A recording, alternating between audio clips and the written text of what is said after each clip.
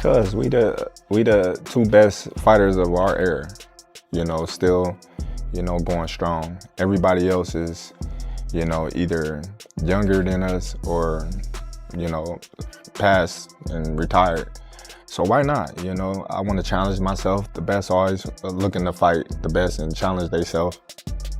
At one particular time, I did talk about, I did say Terence Crawford. Okay. Now, but what are we rating these fighters on? What are we rating these fighters on? Floyd Mayweather's eyeball test. That works for You're me. eyeballing these guys. Who's the, you know, you watch Terence Crawford. Yo, yeah, so if he was pound for pound, Floyd was pound for pound. You or Floyd, who would have done that? Who would have won that? Crawford finally gave Floyd the green light on Instagram Live. That's something else. But let's be honest, Floyd's not stepping in for the challenge. He's stepping in because he hates watching someone else take center stage for too long. I'm talking about skill for skill. That's what I'm talking about. And Crawford is more, in my opinion, is more skilled. And I know I'm gonna get hell for this, but he's more skilled than Floyd Mayweather. That shoulder roll is not gonna work against Terence Crawford. He knows how to beat that too. The guy treats attention like it's air. Can't go a second without it. And let's not kid ourselves. Crawford's not stepping in to share the spotlight. He's stepping in to flip the whole script. That signature shoulder roll? Bud would have it looking like a TikTok move by the third round. Floyd's legacy? Untouchable, sure. But right now, he's starting to feel like an old iPhone. Legendary. But Crawford's that unexpected update shaking up the whole system. Crawford is better than Floyd? No, I think they're different fighters. I just feel like you can't compare two different. They're definitely two different type of fighters. They're both great at their styles and what they do. But I don't like to compare because they're two different generations, you know, but both of them were dominant. If this fight ever goes down, Floyd's ego might get him in the ring, but Crawford's talent could be what sends him back out. Anyway, once we wrap up the whole Floyd vs. Crawford dream matchup talk, boom, we dive straight into Bomac's interview. And listen, he didn't just spill the tea, he flipped the whole kettle. He said out loud what most folks were only whispering. Crawford didn't just outbox Canelo. He read him like patch notes and updated accordingly. After the fight was over and then you sit back and you watch the fight, yes, it was easy. It was easy. It don't seem like it when you in the corner and you looking. Sometimes you can't see the camera guy right here. He might get caught with this shot, the crowd go wild and it's like, damn. But when you sit back and you go watch it, he did exactly what we thought he was gonna do. And the craziest part? Bomac straight up said it looked effortless in hindsight. Like Crawford was cracking a Rubik's Cube while Canelo was still flipping through the how-to guide. Performances like that don't just impress fans, they rattle legends. You already know Floyd's probably at home pacing like, effortless? Effortless? That's my line! Did the fight go exactly as you had mapped out in your mind and what you thought would manifest itself? As much as one can. As much as one can. It was 100% though, how we thought it was going to go. Did it? It was 100%. Him stepping forward, him throwing the wide shots, him moving his head, you know, him trying to fight on the inside. It went just like how we wanted it to go. That's what performance you guys got from. Here's the kicker. When Bomac breaks it down, it's not arrogance. It's confidence with proof to back it up. We're talking about a guy whose corner works more smoothly than Netflix on a perfect Wi-Fi connection. And real talk, if you missed that fight live, you missed a moment in history. Crawford didn't just outbox Canelo. He turned the corner into a masterclass on coaching, strategy, and messing with his opponent all at once. He finds itself in recognition of what he achieved, because what he's achieved is phenomenal, right? Right. I'm sure Terence probably can care less what people say about him, but one thing he did, he said that really stuck with me, and it's gonna stick with y'all too. Yeah. They're gonna miss me when. So, right after Bomac dropped that looked easy line about Canelo, we jumped over to David Benavidez on Inside the Ring. And let me tell you, this guy came out swinging with his words before even stepping in the ring. He straight up claimed that Canelo's actually scared of him. Honestly, I buy it. Because if someone's calling you out every day and you keep acting like you don't hear the doorbell, that's not strategy. That's hiding behind the couch, hoping the Mexican monster just disappears. The way I've seen him handle my presence is he's definitely scared of me. You know, if you have a fighter talking so much trash in front of you, why don't you make an example of him to the world? Beat me in the ring and make a whole lot of money. But Canelo Alvarez as you can see from every time he fights a guy that's big with power, like Bivol, you know what I mean? And I'm going in there and I want to prove myself to the world that I'm the greatest fighter. And it doesn't matter. It doesn't scare me to get in there with another great fighter because I know that elevates me. And spoiler alert, he's not going anywhere. And you, me, and everyone watching knows Benavidez is built like the final boss in a video game. He's not just aiming to beat you. He wants to wipe you off the map. What's even better, Benavidez didn't just call out Canelo. He did it with that quiet, chilling confidence that makes you think, yeah, he means every word. He's basically saying, Canelo, you missed your shot when I was still green. Now I'm at my peak and there's no catching me. If he had a chance to beat me, it would have been back then. He has no chance of beating me now, especially now I'm getting all this confidence. I'm stepping into my prime. I'm learning my craft better and better each and every single fight. I'm gaining more confidence every single fight. And like I said, I really want to go in there and hurt people. I'm not a boxer. I'm a warrior, and I go in there. That's not just trash talk.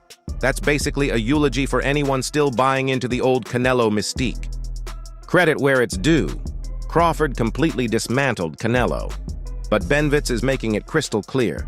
If Canelo wants that fight now, it's a one-way ticket to a serious beating. Honestly, I'm here for it because boxing's been missing that vibe where a fighter doesn't just want the win, he wants to prove there was a reason you were running from him. First of all, I just want to give Terence Crawford a great congratulations. You know, he's reached a part in history that not only is he a great fighter, but you could tell in that fight by seeing this combination right now how much of a dog he is. You know what I mean? And I think a lot of fighters could take a lot of notes from Terence Crawford, not only physically, but take notes in the heart aspect. And I give it all up to Terence Crawford. You know, he's one of the greatest of all time. And, you know, we salute Terence. So after Benavidez threw that heat at Canelo, Greg Hackett steps in with a completely different take. And honestly, I'm here for it. He's basically saying, oh, hold up, Crawford. You just conquered Everest. Don't rush to climb another mountain tomorrow. And he's got a point. After the biggest win of your career, that's when the boxing hangover hits. You've beaten the wolf, the shark, great. But now, who's left to push you in camp like Canelo did? That's the real threat. It's not the next opponent or the punches, it's complacency.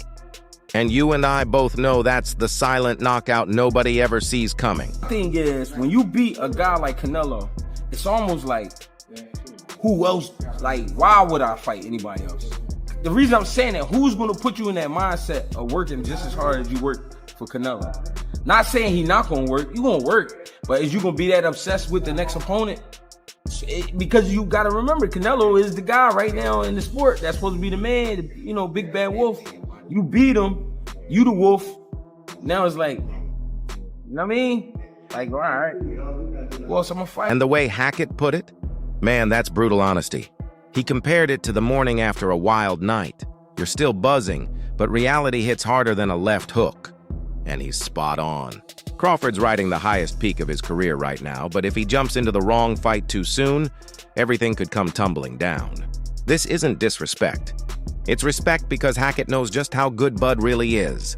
But greatness is tricky. It's not just about taking down monsters, it's about staying sharp when those monsters no longer intimidate you.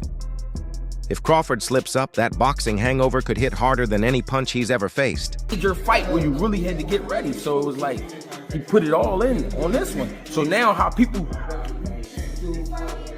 look at him, they couldn't believe it. So it's like he like the new Houdini right now. You know what I'm saying? Because he wasn't supposed to do it. And he did it, but not only did he do it, he made it look easy. Talk about it. Man, Hackett had us deep in that boxing hangover talk. And then bam, we switch over to Jiren Ennis, who keeps it 100%. Boots didn't bother sugarcoating anything. He straight up admitted he passed out before the fight even started. And honestly, I respect that. That's every one of us who promises we'll stay up for the 1 a.m. main event, only to wake up with the TV asking, "Are you still watching?" But even half asleep, Boots recognized what was happening. He saw Crawford pull off something historic and gave him props right then and there. Yo, I wanted to fall asleep. I'm like, yo, I can't stay up no longer. I just wanted to fall asleep. But that was a great one for Crawford. Go fight for boxing. I seen some highlights on the gram stuff. And here's what I really respect: no excuses, no sugarcoating. Boots was straight up saying, I caught the highlights and Bud still looked like he had a cheat code. That shows how undeniable Crawford's greatness was. Even just highlights prove the point. And let's be real, if Boots is giving props, you know it wasn't just a good win, it was monumental. That's a rising star tipping his hat to a legend. When fighters like Ennis show that kind of respect, you better believe the entire boxing world feels the shift. It was a good win, he accomplished a historic goal, and good one for him. Were you surprised about the outcome? It's boxing, anything happens, so good one for him. It was a solid win, no doubt. A historic milestone for him. Were you surprised by the outcome? Well, it's boxing and anything can happen, so props to him. Now the big question, what's next for Crawford? After taking down Canelo, it feels like he's running out of mountains to climb. We can play matchmaker all day, but honestly, every fighter from 147 to 168 pounds sees Bud as holding the last golden ticket in boxing. You'd want to see Bud fight in this era that you think, that'd be a great fight. Well, I would say Benavidez, but he's too, that weight class is too high for him. So, where he's at now is great. And here's the twist. Crawford's stock is sky high right now. So much that the whole boxing world feels like it's revolving around him. He's not just the champ with the belts. He's the guy with all the options. You can put his name next to almost anyone, and the storyline writes itself. For us fans, that's the dream come true. We're not just watching history unfold. We're waiting to see which chapter Bud decides to write next. And honestly, whatever he chooses, someone's career is about to get turned into a highlight reel. I think he should have maybe fought Benavidez instead. Maybe that would have been a better fight for him. Who? Benavidez. Oh no, Benavidez would destroy him. Not even close. Just like Benavidez would destroy Crawford. And that's a wrap, fam. From Floyd chasing the spotlight like it's oxygen, to Bomac clowning Canelo, Benavidez declaring himself the final boss, Hackett warning about the boxing hangover, and Boots tipping his hat, even half asleep. It all comes down to one thing. Terence Crawford is the main event, and the rest of boxing is just revolving around him. But I want to hear from you. Does Floyd risk his legacy if he steps back in?